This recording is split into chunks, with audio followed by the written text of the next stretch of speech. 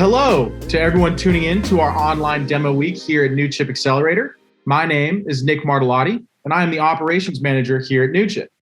To give you a brief sense of my background, I've worked with several different startups throughout my career in a variety of different ways. And I've always been extremely passionate about entrepreneurship and creating innovative companies and products that really change the world. And that's the whole reason why I joined Newchip Accelerator, because Newchip's goal is to provide founders with the tools to build, scale, and fund their startups. So today, I'm hosting a panel on finding the product market fit. And I'm joined today by Aaron Routbitchek, Derrick Agyiri, and Eric Espinosa. And before we get into our topics, I'd like to take a moment for each of my panelists to introduce themselves, and we'll take it from there. So Eric, why don't you kick us off? Sure. So my name is Eric Espinosa. I'm the founder of Venture Validator. It's a market research firm for startups. We have companies from idea on a napkin to have an MVP, have a couple hundred customers, but we don't have traction. And we really help them find what product features to build, what target market to really hone in on. And excited to be here on this panel. Nice. Thank you. Derrick, you want to go next? Hi, my name is Derrick Agyiri, co-founder of Tidy App. Tidy App is the Uber for cleaning service for your home, Airbnb, and office. I started my career building with Gloria, my co-founder, on Ace Buy. Ace Buy was basically Uber for all services, but we realized that the product wasn't fit for the market, and we pivoted from Ace Buy to Tidy App, and that's what we are now. Thanks. Nice. And Aaron? Yeah, how's it going? I'm Aaron, founder and CEO of Ponto Footwear. We're based in Encinitas, California.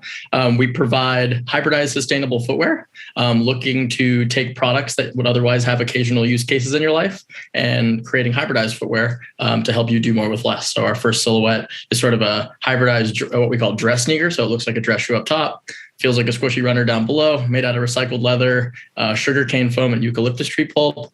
We've got a bunch of sort of donations to NGOs, things of that sort. But yeah, D2C sustainability footwear brand. And we just launched before Black Friday 2020. Nice. No, that's very cool. It's very cool. Well, before we get into the meat of everything, I would just like to thank you all for attending this panel. You guys are very accomplished people, and it's an honor on my end to just be able to simply speak with you all. So to kick things off, I guess we'll kind of start at a higher level, talking about product market fit. So to each of you, in your own words, what would you say the first steps are in identifying the product market fit for a new startup? Let's go with Eric. Sure. So really, I think breaking down the word product market fit, what does it mean? Well, obviously there's product and there's market, but I think there's actually four things that are really encapsulated in that. So there's your product features, making sure that you have the right value propositions encapsulated in the right features, and that you're targeting the right target market or the right segment of customers. But then the thing that's not really being said is there's a price, and what's the price that you're setting that at? And then the fourth thing that's underlying is making sure that you're in a big enough market that it's valuable enough with all of your opportunity costs, with possibly getting investment and being able to 10x that it's worth pursuing. So product, market, price, and then being in a big enough market overall that it's worth pursuing. Nice. Derrick, would you like to go next? Yeah, so my understanding is basically you spend little time on products and then understanding your customers and also working with them in line, getting more data, and then using that data to build what the customer wants, not what you want. So that is what my understanding of product market fit is. And then you follow up with surveys, understand the data that is coming in and what is their pain point, because the excitement makes you money. And if they are not happy, you lose your business. So that is my understanding of product market fit. Right. Oh, good. And Aaron, what do you think? Yeah, so I think product market fit is something that is sort of an ever-evolving definition in one's life as an entrepreneur. So when we started Ponto, it really starts as a hypothesis of you doing market research, seeing where does white space exist within the industry of footwear as a whole from like the literal product use case perspective, but also as well as like brand appeal, brand aesthetic, things like that. And over time, as you obviously draw stronger and stronger conclusions to put a good hypothesis together, you get closer to the product you're ultimately going to launch. Our product market fit at first was through a Kickstarter. We raised $52K in a month on that. But as a part of that, it was really integral for us to understand like who our sort of backer on Kickstarter, and it's not necessarily who our target customer was. So that would inherently sort of limit our ability to prove that out for ourselves.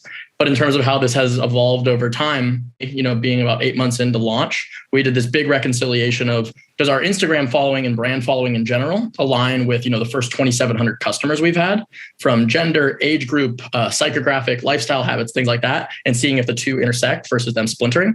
So I know that was long-winded, but I think it's sort of an ever-evolving pulse check that entrepreneurs need to sort of take inventory on. And like I said, it really starts from a place of hypothesis, and what that means will evolve over time. And part of me even likes the word, as someone that's a brand owner, I kind of like brand product market fit, because I think the two things are kind of different than one another. Yeah, right. No, that makes total sense. So kind of my next question is, there's many factors that go into identifying a successful product market fit. Some of those, just to name a few, are the actual team that you're working with in your company, the actual quality of the product, and the size of the market. So I wanted to ask you all, what do you think the biggest factors in successfully, creating or identifying this product market fit are? And let's reverse the order and go with Aaron and have Aaron kick us off.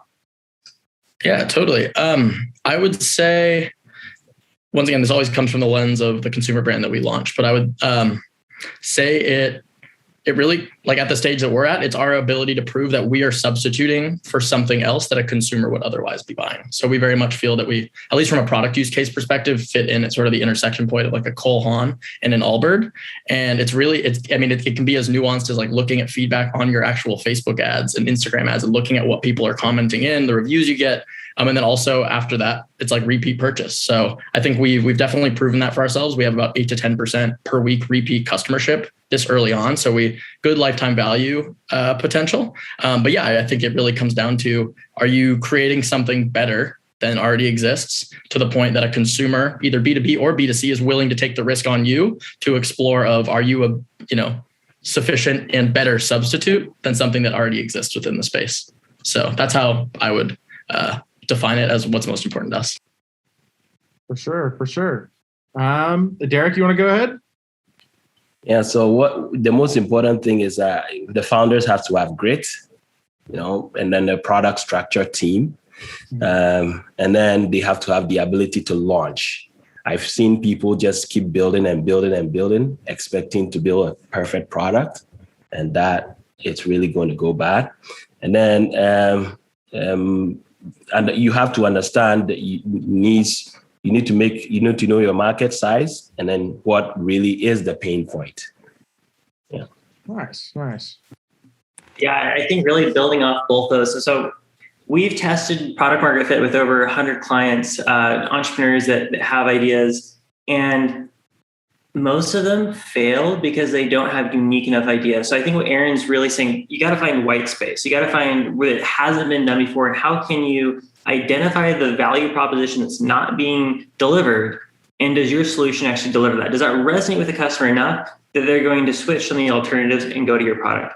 And yeah, we're all nodding our heads like, yeah, that's obvious. But actually doing that, that's hard. It's hard to come up with an idea that's unique and novel enough that you're going to get people to change their mind and go away from the trusted brand and go with a new startup. Right. No, that makes total sense. So I think this was mentioned a minute ago, but there's several different methods that can be used to accurately identify the success or the accuracy of the product market fit. I think it was Aaron who said, even looking at Facebook ads, scrolling through the comments, what are some other ways that entrepreneurs and founders can accurately look at their product and make sure that it is actually fitting the market? What are some tools or methods that they can use? Let's go there. Yeah, so I love this. So I eat for breakfast, lunch, and dinner is product market fit metrics. It really depends what stage are you at. So you have people at the beginning stage where it's just an idea. People say, go build an MVP. Problem is, what features are you putting into MVP, and what target market are you testing with, and what price are you setting? You don't know, and the average MVP takes 4.5 months to build. You can waste a lot of resources building an MVP. So before that, you want to start out with the hypothetical data, but realize that the insights you get from that are still hypothetical. So we want to hone in what that feature set should be for the MVP and who should it be with. And that can be done through interviews, surveys, or focus groups using a metric called the wow factor test. I actually have free training on this if anybody watching this wants access to this, but essentially you need to take your target customers, screen them to make sure they're real customers, create a product description that is not selling to people, but presenting in a very specific order. And you present it to customers and you ask them this one question: on a scale of 1 to 10, what's the wow factor for this idea? Where 1 is, I wouldn't buy that. And 10 is, wow, here's my credit card. I want to buy that right now. Super, super simple, but it really tells you, do you have hypothetical or predicted product market fit? The average score is a 6.8. And it's just not enough to have any type of virality. You're going to, it's the worst type of startup because you get excited enough because you're going to find some 8, 9s, and 10s and people are really excited about it, but it's not enough of a market to be successful. And so you have this walking dead startup that gives you enough hope that you keep spending money on it, but it's never going to go viral. So it's the first one, is testing out your potential product market fit.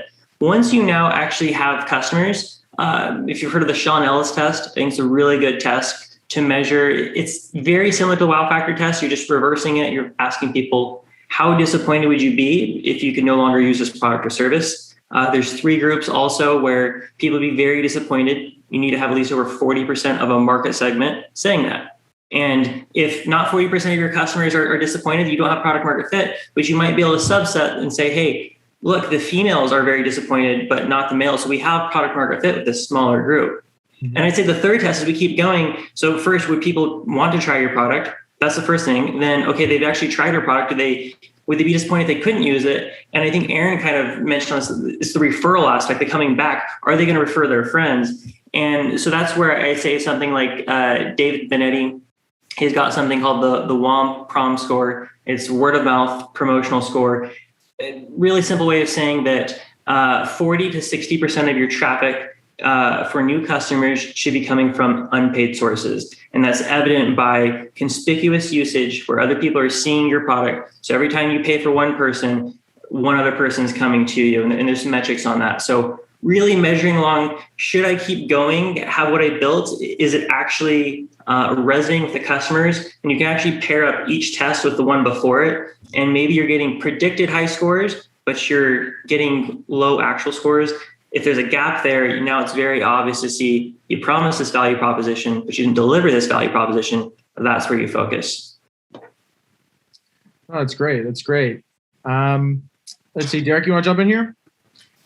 Yeah. So with me, I say feedback is king. Okay. And you have to have a referral system that is very robust to grow you over time and understand your users. You'll become very powerful at that. The daily user, you can do a daily survey, call them, record the calls. We spend time like every day when we started. We spend time after they use the app, they come back and say, listen, I need this, I need that, I need this, I need that. And we do a tally of all those data. And then we use that to rank them according to the needs of the users. And then we'll decide on which ones to tackle. And sometimes it's a bug. Sometimes a client just registers and then you see that they just added their payment method, but they didn't continue the process. You call in and then it's just that the credit card system on your platform didn't work out. You got to understand the users. You got to find the pain point. And sometimes it requires sleepless nights. For sure, for sure. And Aaron, what do you think? I know you mentioned the Facebook ads and looking through the comments, but what do you think some other methods that could be used to make sure that your product is satisfying the market? Yeah, totally. I think I've spoken mostly like anecdotally from like the evolution of Ponto over time. So I'm going to try to speak a little bit more to like a methodology that I think can work regardless of where you're at and sort of your founding journey. But I think first and foremost, like we said, everything starts with a hypothesis. So whether you're releasing a new product, launching a new company overall, it's identifying your target audience, identifying the pain points that you're hypothesizing your target audience doesn't have perfectly solved for at this point in time based on what's in the market, and then map your solutions back to those. And then furthermore, hypothesize your communication strategy of the solutions that you're then presenting based on these pain points, the target audience you've hypothesized against. I think it's really critical to then understand the speed to conversion. So obviously as like a D2C brand, understanding what's the average purchase length when someone first finds out about us, whether it's an impression on an ad that comes through their feed. For footwear, it's generally a minimum of 15 to upwards of 180 days. So it's super, super long. So you need to be respective of that and don't be too quick to draw conclusions. And then understand if you fit within that versus the industry standard. There's tons and tons of data for every market out there. And then I think after that, kind of based off of what's already been said, it's just really important to keep your ears to the ground and just focused on sort of like that continued, we'll say constructive feedback, negative feedback, like the customers that aren't pleased with you. Because I think as much as we think product market fit is sort of like the promised land and you may have it at a particular point in time, it can be so easily lost as you grow. And I think that's what's really important as a founder. And I think it's also super important to understand that you can't be everything to everyone. And like taking a method of like Pareto efficiency, which is like, what are the 20% of our like identified target customers that are driving 80% of our revenue? And then figuring out ways to like really hone in on where you found you do well, rather than trying to capture everything, especially early on, because it's so easy to get the sort of shiny object syndrome, say yes to everything and think that like all that momentum is a really positive thing, but you can very quickly end up moving a millimeter in a million places, aka nowhere. And so I think the sort of mantras of essentialism and things like that are also really important, just from like a personal development perspective and psychological perspective as a founder. Yeah, no, that's a great point. And kind of brings me towards my next one is in all of your experiences, working with companies or as the CEO of your own, what does it look like when a founder has found that almost like that aha moment, like they found that successful product market fit? And, do you think, are there any common metrics or ways to identify this can work? This is, we've got it right here. Like, this is the idea. So anyone want to go first? Anyone want to jump in? Okay, so I'll start with my understanding is basically you have to have retention, growth, high feedback, and a little bit of hands holding with support. So in this case, if you have a lot of requests from support service to do things and how do I do this, how do I do that, you should understand that you don't have a fit. But if you have very little and it's just basically some small things that really have to be really documented for the client to be happy, then you have a good product market fit and a high rating feedback. Sometimes growth is very, very high. In our case, in Tidy App, we measure growth by booking closed for the day versus cancellation. And also we measure the onboarding process by cleaners picking a job when their first job. And then also on the other side, on the client side, we measure the performance by them booking from the time they started the process and the time they booked. And most of it is less than 30 seconds and it's booked. The one that takes longer, we just remind them on Thursdays to just rebook and then say, hey, you missed your cart, something like that. So you follow up and you know that you build a product market fit. Retention is but good, growth is good, high feedback, and a little bit of hand holding. And that's what my understanding is. Sure thing. No, that's great. That's great. Aaron, what are your thoughts? Some common metrics to measure success, and how do you know when you found it? Yeah, I think for the industry of footwear, not to be overly literal, but like, does the shoe fit? AKA like return and exchange rate is a big one for us. Yeah. So like something that we really hang our hats on, especially when talking to investors and whatnot, is like average return rate for the industry of D2C footwear is about 25 to 30%. Our historical return rate has been 11%.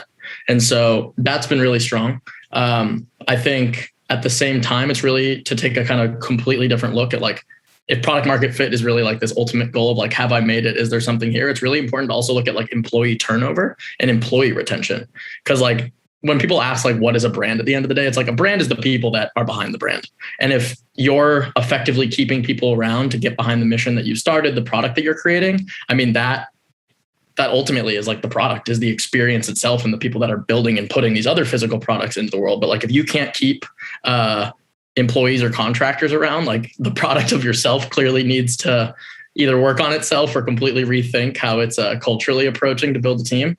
And so I think, it's things like that. I think there's also like more on the revenue side, like looking at healthy growth rates and sustainable growth rates. I think a lot of brands especially in the day and age of like, the Allbirds, away suitcases, things like that, just growth at all costs, and don't really understand the cash flow implications that can follow on from growing too quickly, and the optics implications. And it's like, yeah, we have a low return rate right now, but if we scale things too quickly, like we could very quickly not have the infrastructure in place to be able to surface customer tickets, like have our like third-party logistics warehouse manage these things. And so there's so many different proof points for what this is. And I think the key message to really hammer home is just like, never take it for granted, never think you're there. If anything, it's like have it like product market fit is a just monthly, quarterly check-in of like, what have we done well? Cool, good. But like, what are we not doing well? And what are our like greatest existential risks? And the more you and your founders are on top of those things, the longer the heart will beat, if you will. That's great. No, that's some great points there. Eric, what are your thoughts? Yeah, I love building off you guys. I kind of thought, I think there's kind of three types of metrics for product market fit. So you've got your first one, which is just general product market fit metric. It really doesn't matter what industry you're on. You can do predicted, which is wow factor test. You can do actual MVP, which would be more of a Sean Ellis, or you can do Juan Prom, David Benetti, go to market fit metric. So that's pretty general. But then it's going to be specific for your industry. So it might be the churn, it might be the return rate, very industry specific. But I think the third one that we haven't talked about is just the feeling of stuff is flying off the shelf before we can even stock it.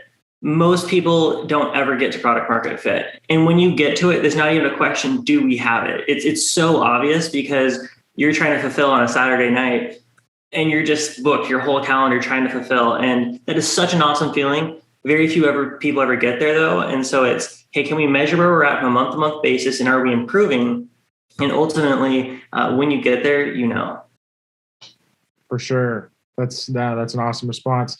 So I guess kind of my next topic I'd like to go over, in all of your various experiences, maybe what are some common misconceptions or pain points when identifying a product market fit, or just in general when building a product or when trying to accurately gauge the size of a market, because there's just so many different things that go into it.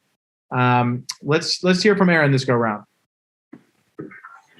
Yeah, I have a lot of, different takes on this type of stuff. Like product market fit for me really is just like, does this thing work? And there's so many different layers to that.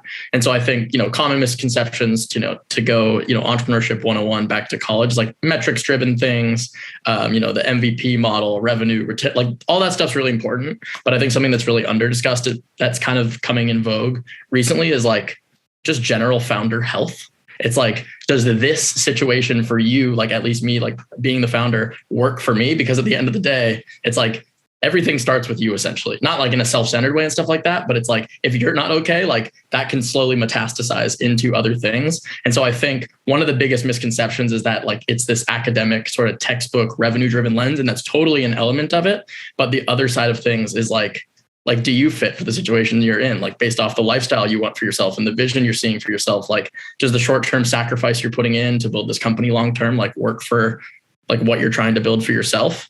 And then also I think kind of like what we were talking about earlier is like similarly to that is I think as a founder, it's really easy to let the emotion of things write a story in your head, either like ego driven things are going insanely good, or on the other side of things are going terribly bad because being an entrepreneur is inherently stressful. It's lonely, things like that.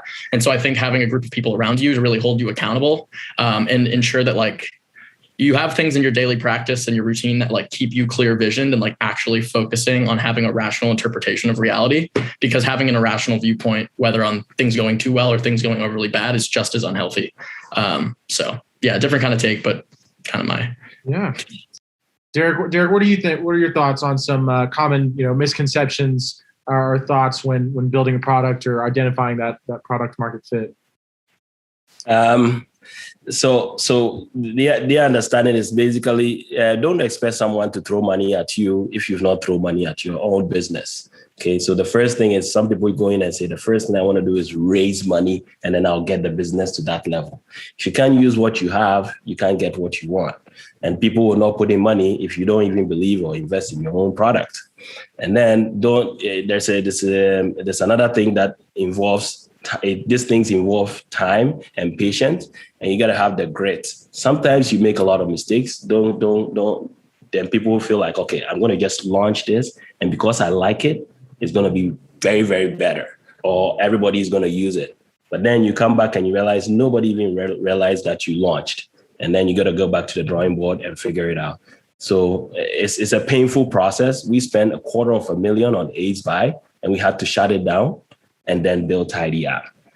If we knew that we were going too big, too fast, and we didn't know which market we're really targeting, it would have helped us to actually structure ourselves. But now we understand the market, we understand how it's growing, and you got to be patient. You don't just throw it everywhere. Marketplace is different from SaaS business. SaaS business, you can just throw it around and see which one sticks. But even that, you have to be strategic.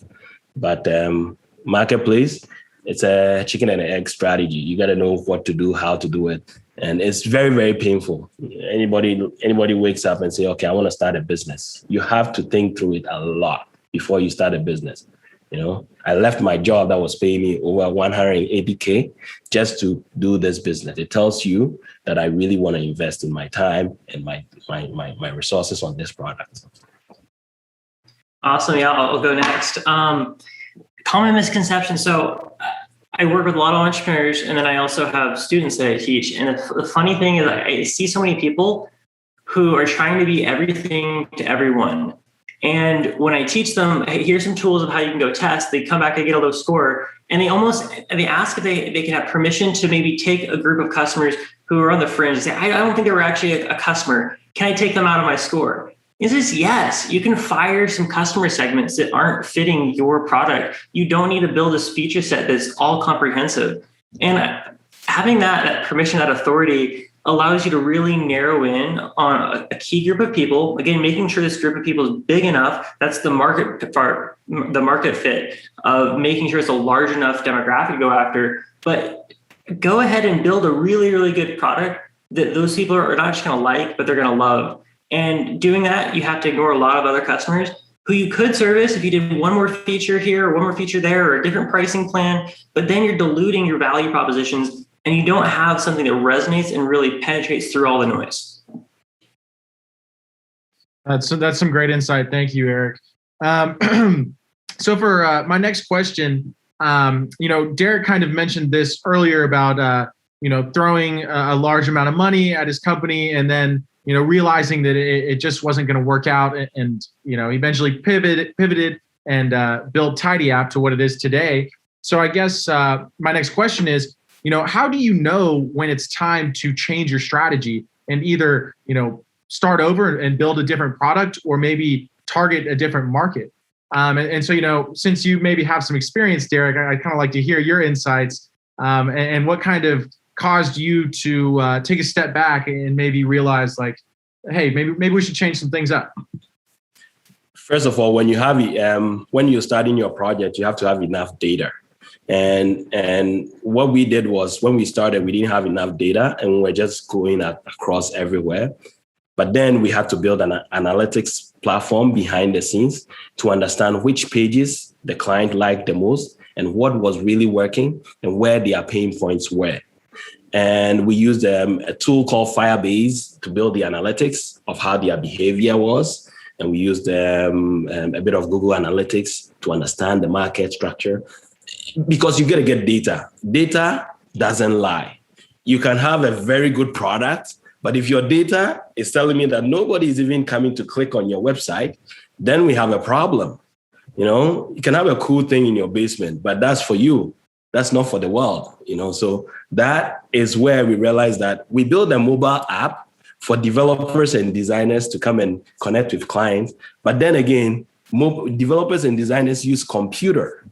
So look at it this way. You build that and you say, okay, I'm spending money. We spend a lot of money in India advertising and getting more indie developers on the platform. And we got the client and they said, okay, can we go to the web version? There's no web version. So how are you going to deal with this? The cleaner is, the developer didn't have access to web version. The client didn't have access to web version. They started exchanging numbers and they went off the platform. So you didn't solve anything. But what we realized was people working from home was always putting in their information and they were telling us the exact job that they need to be done and they pay it. The person comes and then they tip them. But what we also realized was that all of them had a structure in their data that they presented. Their pain point was to type it every time they need to post a job. They wanted to do something that they don't always have to type it, retype over and over again to just post a job. And they wanted something recurring. And also people with Airbnb wanted to have photos and evidence and other information that we didn't have. So all these data really came in, and we used that data to build Tidy Up. And when we started Tidy Up, we started just in a month. We just launched something in a month and said, listen, we spent $250,000. Let's just spend less than $10,000, pulling all the information that we had on Tidy Up from AceBuy to Tidy Up, and then let them figure it out whilst we are behind the scenes. So I went to clean myself using the app to understand what the cleanest pain is. And I also booked someone on the client app to understand how they figure it out and what cleaners really have to say about the platform. So it's not just sitting there behind the scenes and playing the boss game. You got to get your hands dirty and you got to get everything involved. And that is what really got us where we are now. We never gave up. We had the idea that the marketplace is always king, but we have to start from 1. We went to level 100, but now we came back to level 1 to understand the market. So that is the core idea. And every day you have to have your daily task and run through them every day. And then make sure your daily tasks are run through, and then you have a good team that are working with you. You have to compartmentalize all the tasks and make sure all the information comes to you at the end of the day. And then that builds a good strategy. Yeah. Right. Exactly. Eric, you want to jump in here? Maybe tell us some more about, how should an entrepreneur know when to maybe change their strategy or focus their efforts on a different area, or maybe even entirely pivot to a completely new product? Well, let's be honest. When does it usually happen? They start pivoting to different areas when they're running out of money and they're realizing that their current burn rate is going to put their company out of business. And then they have to get really scrappy and they start grasping for straws, and maybe they find a market and hone onto that so they can go raise money before they run out. That's usually what happens. It's not the best way to do it. The best way is go test before you build. But if you're just honest with yourself and stop pitching, everyone's just trying to pitch and say, look, I've already found product market fit. Look how much money we've raised. Look how big our team is. And they use this as validation that they've arrived, that they're a successful startup. But that's so different from product market fit. It's completely a different question of, have you actually arrived at product market fit? But to be honest, product market fit is a long journey. It's not something that's going to happen in your Series A. It's probably going to happen something a little bit later. You've actually been able to deliver on something that has true product market fit. So make sure that you don't spend all of your budget building something that doesn't have product market fit. Go ahead and test that earlier on. But when your value props aren't resonating with people. If you're having, let's say, 4 or 5 calls trying to get clients on board and only one of them actually signs up, you're probably targeting too large of a market, or you're not delivering enough value propositions to entice anybody. So if you're not closing those sales, there's something wrong with your offer. Especially if you as the founder, you're doing the selling, you should be the best salesperson. And you're probably going to get more sales than anyone else because you have brute force sales and you have the ability to even customize the job, customize the pricing to make sure that ramps through. So if you can't figure out a repeatable way to make sales, then you don't have product market fit. And you should consider looking at all of the customers that you have had and asking them what resonated with them. Why did they like you? What did they come to you for? And seeing, can I double down on that? And is that a pivot worth going for? That's some great insight. Aaron, what are your thoughts? Yeah, so I think kind of like we've talked about, for like any given vertical, there's like an obvious set of success metrics, KPIs, et cetera, to always be tracking to determine whether your business is in a good state or not. But I think the key thing to understand is like decisions to pivot, change, or anything that impacts the business is all based on emotion. And as like an early stage founder, the emotions are so heavy, it feels like the existential weight of the world is on your shoulder, that I think first and foremost, it's like important to have a tribe of mentors around you who have walked the same path that you have before, to like always be checking in on like, am I crazy, or is this like a normal sort of experience? Like, obviously everything is nuanced and there's different obstacles to everyone's journey, but like for us, it's like, oh my God, like we only had, we scaled our ad spend from $10,000 to $60,000 in like 2 months between February and March. And it's like, we were able to keep like at a 1 return on ad spend, but like coming from the Google side where like I'm an aggressive growth marketer working with big brands, like everything is broken, like nothing is working. But I think the reason that is like, I think a good like dating analogy of it is like, as an early stage founder, you're doing everything. You're super in the weeds. And so it's essentially the equivalent of like, if you were looking in a mirror before going out on a date and found like one little blemish in your face, it's like, no one interacts with you an inch away from your face. So no one's going to see that. It's like, and so you need that sort of tribe of mentors around you to sort of like help you zoom out, who have the scars and can help you benchmark sort of what you've done well. And I think a really important methodology for us, it's like literally the name of like a group of brand owners that we're in, is sort of the Japanese concept of Kaizen. It's sort of like a never ending incremental improvement. And I think that's sort of like our process to product market fit is it's really mindful. It's really one foot in front of the other. It's sort of a never ending journey versus like complete reinvention. Because I think for a lot of founders, that sort of like complete reinvention or emotional decision to like step away or something like that really can just be from like making a bad decision on a day where you are not emotionally like worthy of making a sound decision. And so I think a lot of it starts with like being mindful of your own experience. What are the stories you're telling yourself? And just having those people that you can call upon on like the harder days in the experience to be like, am I an idiot or is this actually what the world it looks like both today and all days and stuff like that? Because I try to take a standpoint of like entrepreneur psychology, things like that. And I think it's under discussed in general. No, I 100% agree, especially like the psychology aspect. I think it's really interesting because emotions do play a factor in every, some people try to say that it doesn't play a factor, but, every day you may be feeling something different and you have to come in with that mentality of you can't really let it get full control over you. So kind of wanted to maybe take a little step back and talk about some of the common struggles that maybe everyone has seen, dealing with entrepreneurs or being an entrepreneur themselves. This doesn't have to specifically be pertaining to product market fit, but somehow it may come back to it, or it always does. So I wanted you all to share your thoughts on, maybe what are some things that you've either experienced or you've seen others experience as they struggle to build their businesses and scale it out. Let's hear from Derrick this time. Okay, as you know, Eric is a pro in this type of skill. Basically, you do your planning, you do your big picture first, and then you build your daily task. You launch a beta stage product, collect feedback, and do it over and over again until you get it right. And when you find that you found it right, and you have a team that really resonates with you and support what you're doing, plant that seed to those employees or the team that you have for them to have the mindset of the pirate mindset, where you don't have to have a commanding officer making sure everything is going on well. So you got to have that. If nobody is there, let me get this out of the way and do it right and make sure it's resolved before someone sees it. And then you take results and tweak your moves as you keep growing. So that is always my go-to. Mm-hmm. Aaron, you want to jump in here and maybe tell us some of the maybe common struggles you've experienced or you've seen others experience when trying to build a business? Totally. Yeah, I think really early on, it's almost like a college analogy for it. I feel like I'm using a lot of analogies today, but it's like when you fixate on like what your grade is at a point in time, and the equivalent of that in the entrepreneurial world is sales. And it's like sitting there refreshing your grade or refreshing your sales on a given day is not doing anything to actually increase your sales. And so I think it's really important, whether you're B2B or B2C, to understand sort of the concept of what I would call like a soft conversion versus a hard conversion. A hard conversion is just a straight, like either closing a deal in the B2B world or, selling another pair of shoes, and then understanding what are the steps that lead up to that.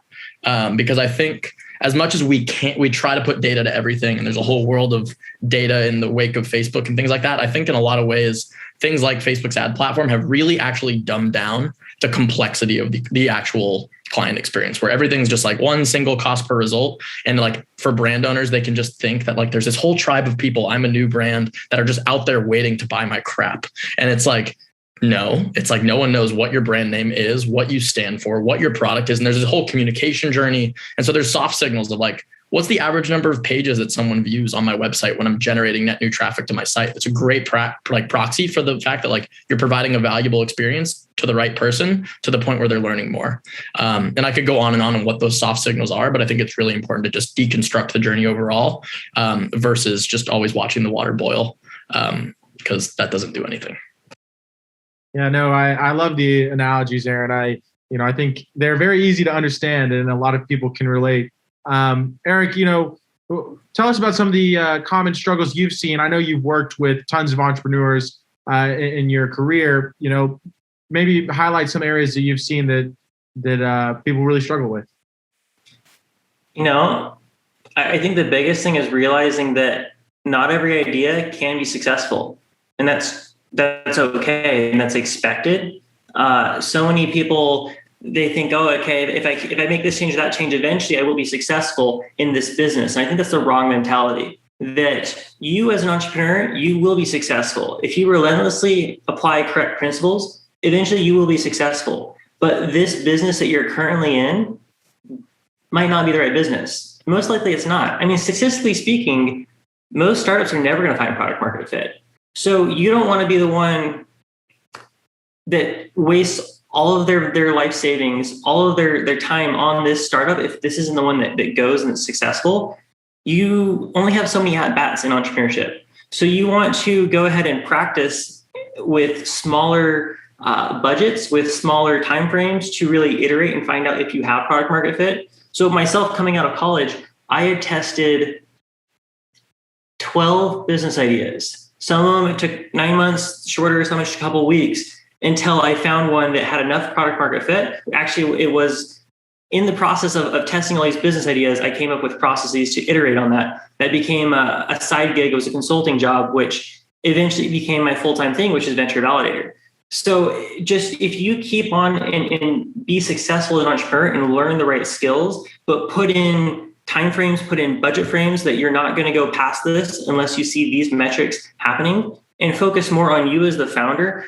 As Aaron said earlier, it's super, super stressful to be a founder. And as Derrick said, you have to get your hands dirty and you're working on this full time. You can't go hire out your startup to someone else. So if your current idea isn't going, it is completely okay to call it a failure before you ran out of cash, before you ran out of energy, and go pivot to the next thing. If you've got a next thing. And if you don't, I think it's the last thing. It's okay if you're not an entrepreneur.